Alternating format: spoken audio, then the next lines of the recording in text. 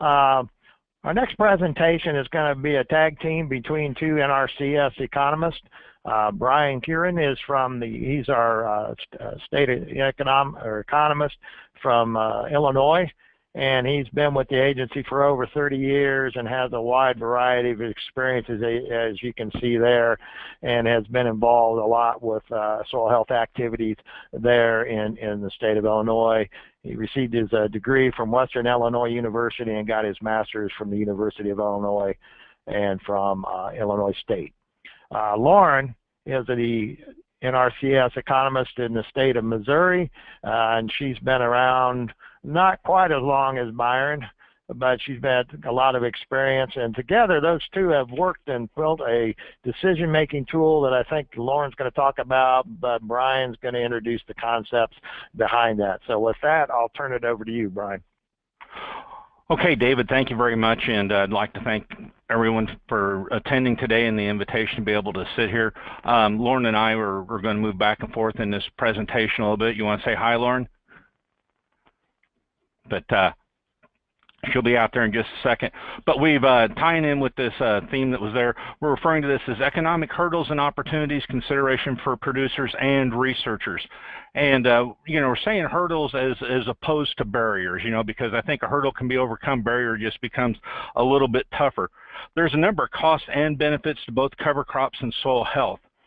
And what makes what some believe to be such an easy decision in terms of that, such a hard sell is what we're seeing is the lack of quantifiable data, the lack of that apparent economic return, and the mistaken belief by too many that soil health must be adopted in whole and not out in parts. Many of our cooperators are managing a complex business in a very competitive environment. And if you're following the markets at the last couple of years, it's also a diminishing returns environment. You know, and so I don't want to get into all the weeds and management details regarding some of these associated health practices, but I'd like to take a look at a couple of the most obvious hurdles.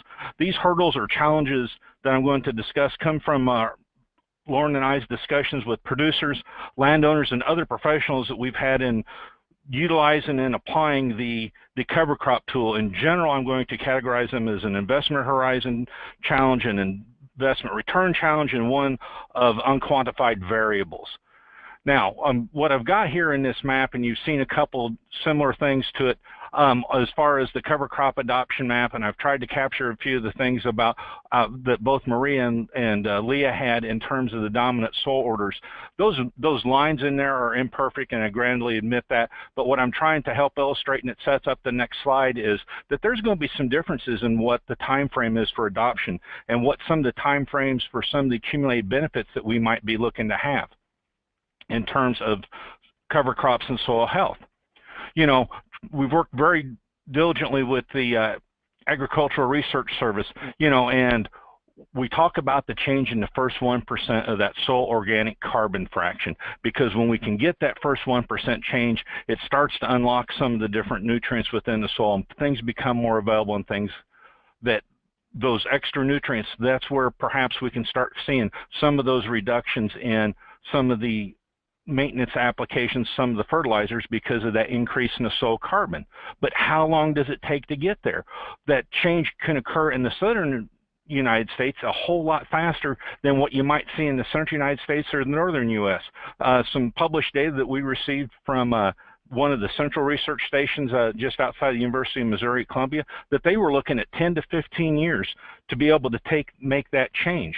But if it does take that long, how do you make that investment if you're not going to have that ground under your control for that amount of time? The lack of an absolute answer, those differences in those parent materials and some of these other factors, again, create a hurdle. That's a pretty big challenge to get over. Also, you know, and I'm going to address Illinois most specifically, but I think there's a lot of parallels that extend throughout the Midwest. The majority of the farmland here is rented, and some data from the University of Illinois indicates it could be over 80%. Some of the information from census and other surveys from NAS and some of the other surveys indicate that it could be between 60 and 70%. So if we are renting that much, the typical term is annual. You know, again, it gets to be an investment horizon problem. Now granted, just because the land is rented and the typical term is annual doesn't mean it all completely turns over. From some data that we have from the Economic Research Service, that it's about 75% of the producers from a given group will be on the same farm for 3 years, but that drops to about 1/3 by 10. And so again, when you're looking at these things and trying to plan for them, how do we budget for them? How do these time frame changes and tenure experiences fit in with the time it's going to be required to change the soil aromatic carbon content? The next question we like to categorize is, I refer to it as an investment return problem. A lot of us who are sitting here, we might be thinking about retiring someday, and so we've been taught to invest and plan for a retirement. So starting with the $300 we got out of that first check and planning for a 30-year career, you can set a little nest egg aside for just short of $250,000. However, the problem when we're trying to talk about that investment return on the soil health is there is a known investment there. We know we got to spend a certain amount of time, a certain amount of money on seed. It's going to cost a certain amount to establish and things of that nature, perhaps some termination costs. But then looking at the rest of the equation, it's an unknown time. And again, referring back to some of the earlier questions, how long is it going to take to change that soil organic carbon? Are there real short-term variables that we get back in the first year, or is it all long-term? Every situation is going to be different. What about the specified accrual? We don't know. So if you have this much unknown items that they're unspecified, we're left with an uncertain return. So how do you begin to make investment decisions in the face of that much uncertainty?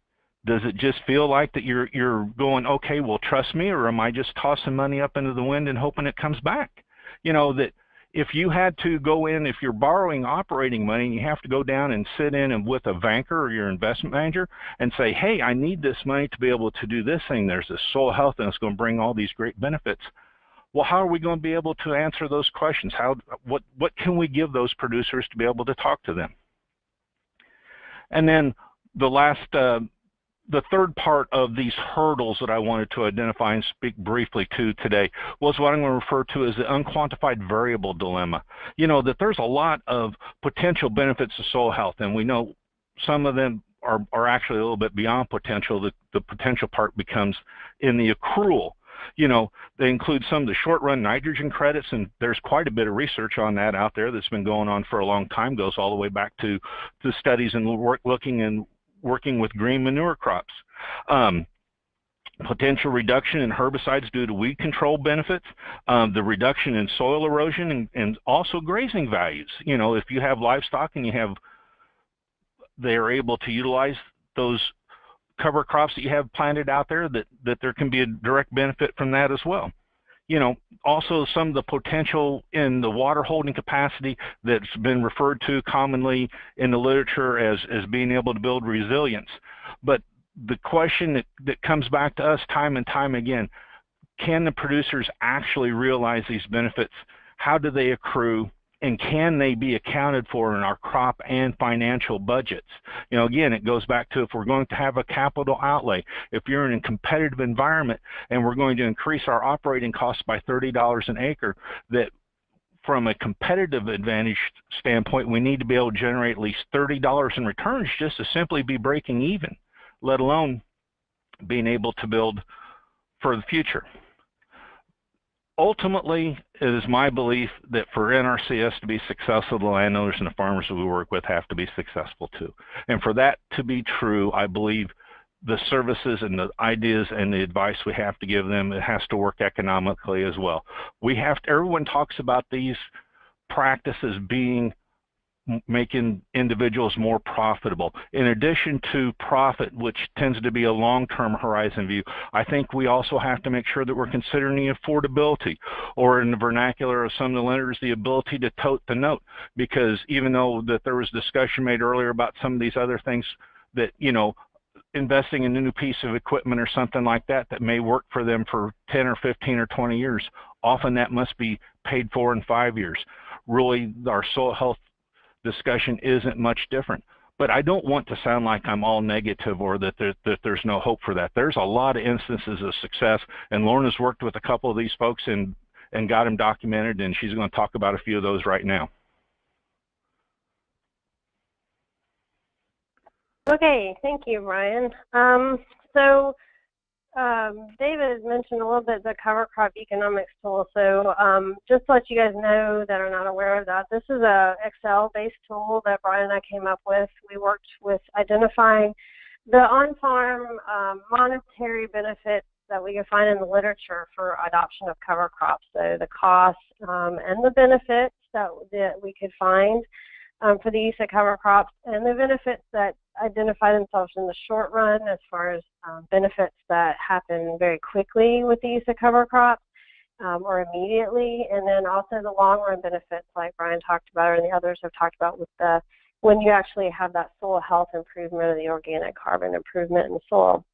And so that tool is available to download from both Missouri and Illinois NRCS Soil Health websites. Okay, next slide. But what I want to talk about is what I've done here in Missouri is I've taken that tool out and the knowledge and what I've learned about the variables, or the potential variables, and I've gone out to farmers in Missouri that are willing to work with me, who have been adopting cover crop, and I call these farmers short-term adopters. So these are all farmers that they're less than 10 years. So I did one farmer that was within the first year, and then I have farmers that they're anywhere from 3 to 5 to 7 years having adopted cover crops in their operation. And I went to interview them to say, okay, what has been your experiences looking at the economic variables? What have been your costs and what have been the benefits you've gained on your farm? And tried to sort of capture that, next slide, in what I'm calling these case studies. So I have 4 of them that have been published here on the website, but they're just one-page case studies where I've tried to quantify and qualify what I learned from these producer interviews and take the costs and benefits that they have experienced and then try to project them to the future, if they were to continue this system and start to experience some of the longer-term benefits of the nutrient cycling and the water holding capacity improvements. And so these are all available.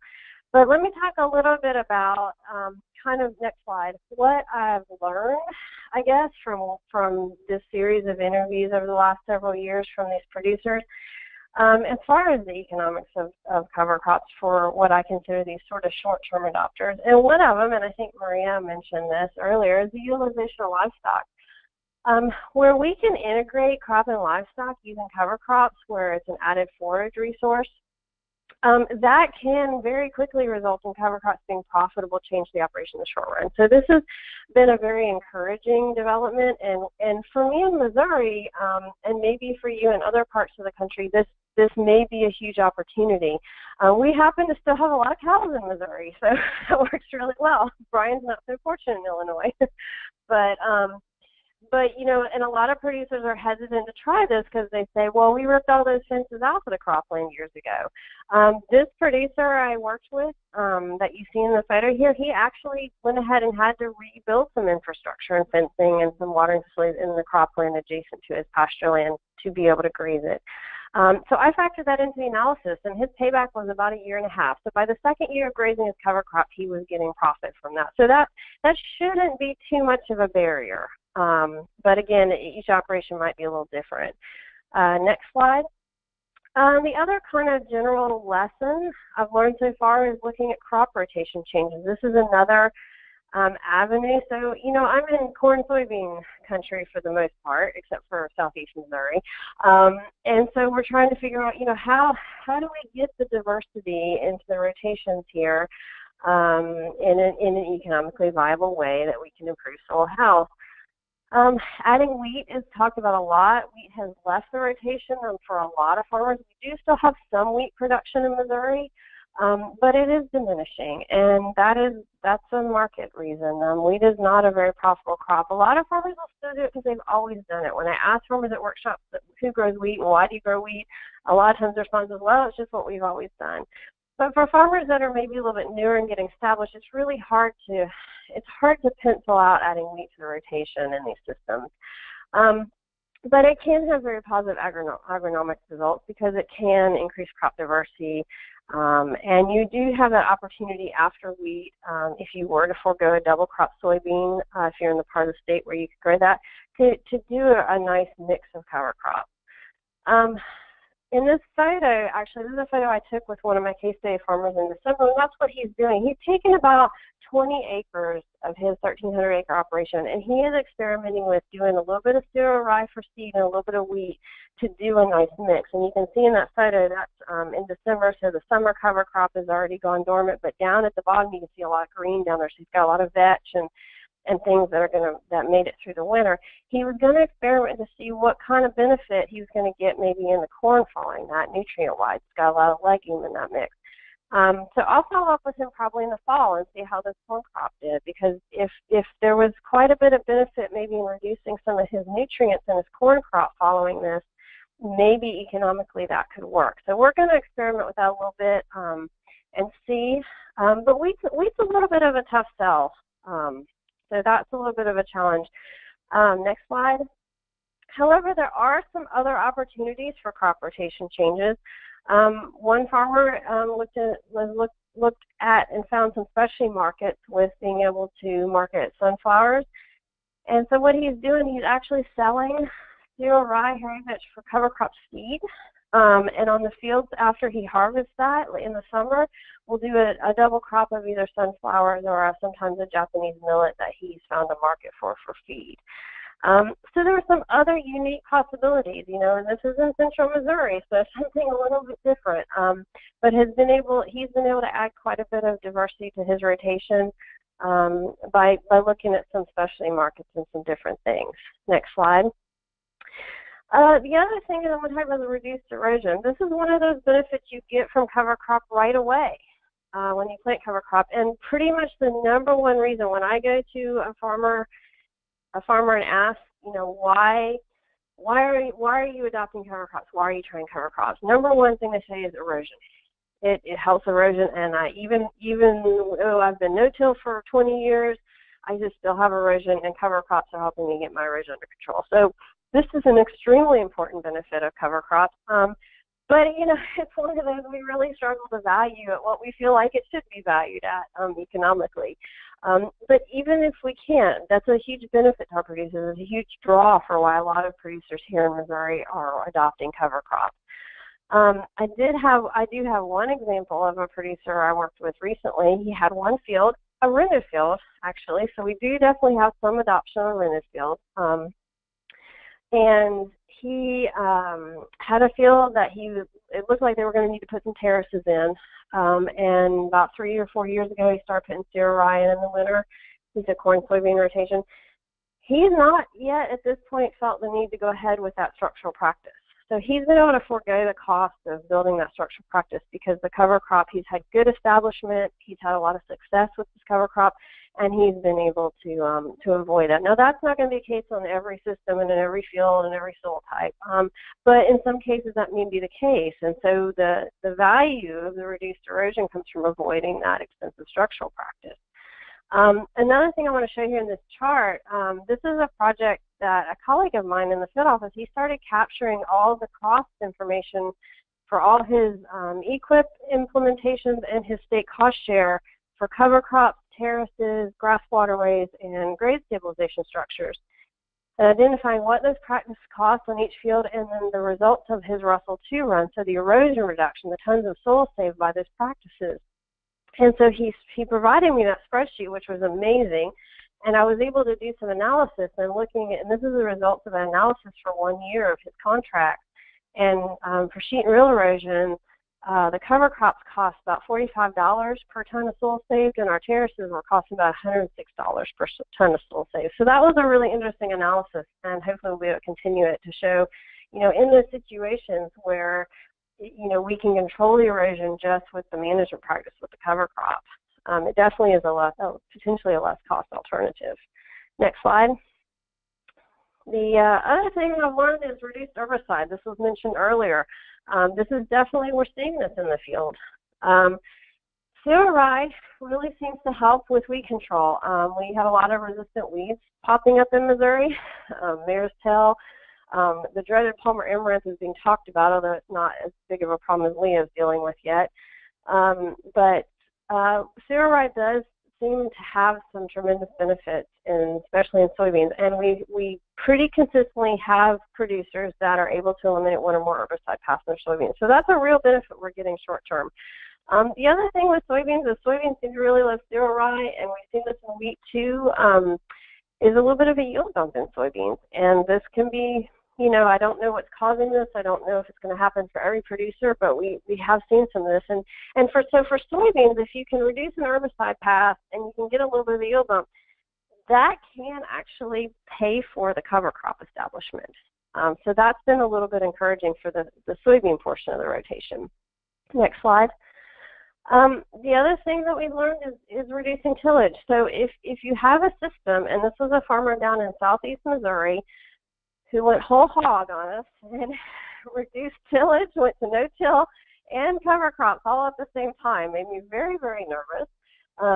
But in looking at his economics, the ability to, because he went to no-till at the same time, the reduction of fuel, labor, and machinery costs because of no-till actually offset the added cost of his cover crops. So that was encouraging from the economic perspective. However, the risk here is that, that much of a management change in an operation that quickly means increased risk. So he did have a challenging year the first year. It was a cool, wet spring, and we had some challenges. Now, to be fair, every field had challenges that year getting corn up.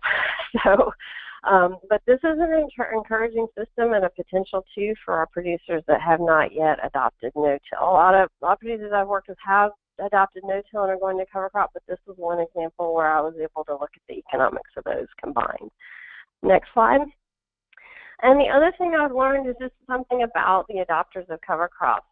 Here, when we're dealing with our corn soybean rotations, if you look at the rotation as a whole, and I did say that soybeans we can have a net benefit in the short run in some cases, but looking at the corn soybean rotation as a whole, generally adding winter cover crops results in a net cost to the operation in the short run. So until we can get those longer term benefits with the improved soil functioning, there is a little bit of investment. So the idea of investment, and that this is an investment analysis, has come up now from every speaker. So it's just reiterating that. The cover crops can be more affordable because it can be a net investment for established farmers that carry less debt and land and equipment. I've had some farmers I've talked to. They've been farming a long time. They're pretty established. They don't carry a lot of debt. They own their land. They own most of their equipment. They can afford the $10, $20 an acre investment in getting that erosion control benefit and working on their soil health for the future. That's not going to work as well for a young farmer starting out. And so, that $10, $20 an acre may not be available to them starting out. So, understanding how long it'll take for those additional soil health benefits to be realized is critical. I don't have any doubt that in the long run that this can be a more profitable system. I think we have some champion producers out there in the United States that we've been able to hear from that have shown us that in the long run. So what we need to figure out is how we get there and what the cost is and what the economics is. And that's it. I'll turn it back over to Bryon.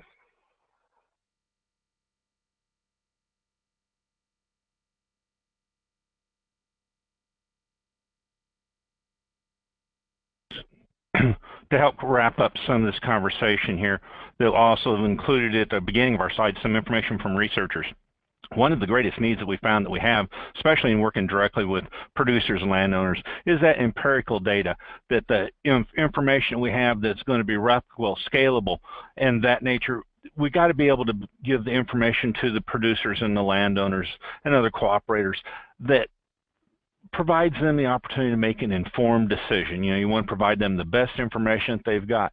And as a part of that, and there's a lot of things that are talked about in regards to some of the cover crops and some of the soil health issues, and deal with things like water quality is a big one. Also carbon and carbon sequestration. We're talking about these externalities, the ability to measure them, quantify them.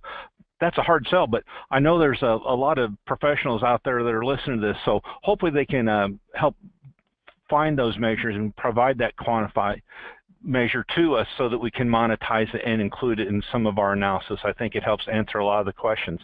Unfortunately, too much of the information we currently have is anecdotal in nature, and that's important. It provides proof of concept, but it doesn't provide us that empirical data and that research base to be able to make those recommendations beyond what those demonstrations are.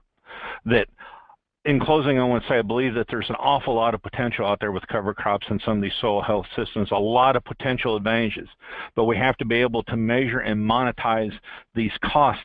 A lot of these utility measures, again, things like the water quality and things of that nature, it's not to say that they're not important, but if we only have those utility measures and we don't have the economic data to be able to support them, it may be enough to begin someone to experiment with it, but how is it going to be able to be sustained? And then lastly, if any of y'all have any economic data that could be shared, we would certainly be interested in seeing it, and we would be willing to share what we have and what we've been working with in the past. And to that end, this is contact information for Lauren and myself. And so, David, thank you very much, and turn it back over to you.